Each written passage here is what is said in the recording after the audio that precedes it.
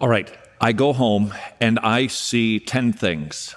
The music is hypnotic. They're calling down the fire. The pastor is telling the congregation on occasion, God, he really felt a nudging, prompting, liver shiver. And you see a lot of things that are causing you to go, yikes. How do I begin to approach it? Each and every issue?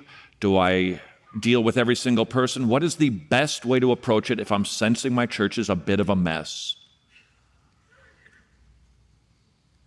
You're doing it again, Mount Rushmore. We need some answers here, people. Well, perhaps let me break my silence there and say something. I think we need to appreciate the fact that ultimately the behavior is a fruit of a person's belief. So you've got the fruit and the root. Instead of simply beginning to fight the fruit, the behavior, it will be important for you to help with the understanding, to help with the doctrinal roots from which all this is coming.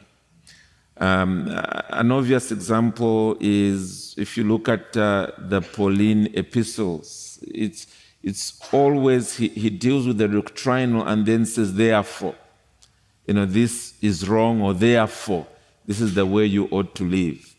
And therefore, the issue that was raised earlier on in seeing what your gifts are, participating positively, warmly in the context of the church, winning the right to be heard as you are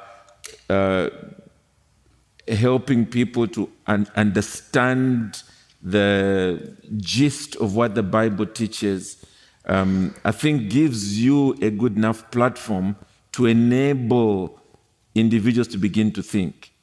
Of course, depending on your position, if you're the church pastor, you have a longer stretch, a bigger opportunity. If you're one of the leaders, you are closer to the pastor to help with the changes. If you are further down the line, you really need a lot more patience. So that's what I would say.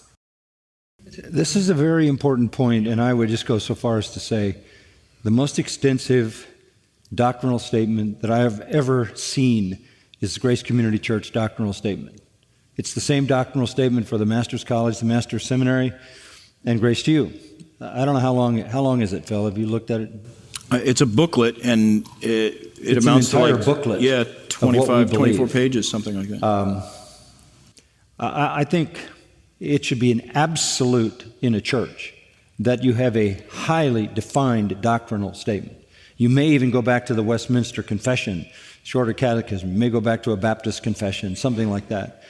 And while we sometimes wonder about confessional Christianity, those confessions were the product, as we heard from Steve last night, of 1,100 hours of diligent work by men who were scholars in the Word. And I think all churches should be able to go back to that. We're never at sea here because everything is defined in that doctrinal statement. And I think that becomes the anchor, that becomes the foundation that holds you. And I think, so go to a church leader and say, Pastor, I'm concerned about our doctrinal statement. Have we really defined these things? What is the church's position on these things? Are we working on that? Are we thinking about that? Could we help with that? Could somebody take a look at that? Could we get some people together to talk about that? Whatever it needs to be. But I think he's absolutely right. You've got to back up to that, because the temporary view of fitting into the culture forces people to disregard that and just follow trends. And if you follow the trends, you're going to end up in the charismatic movement.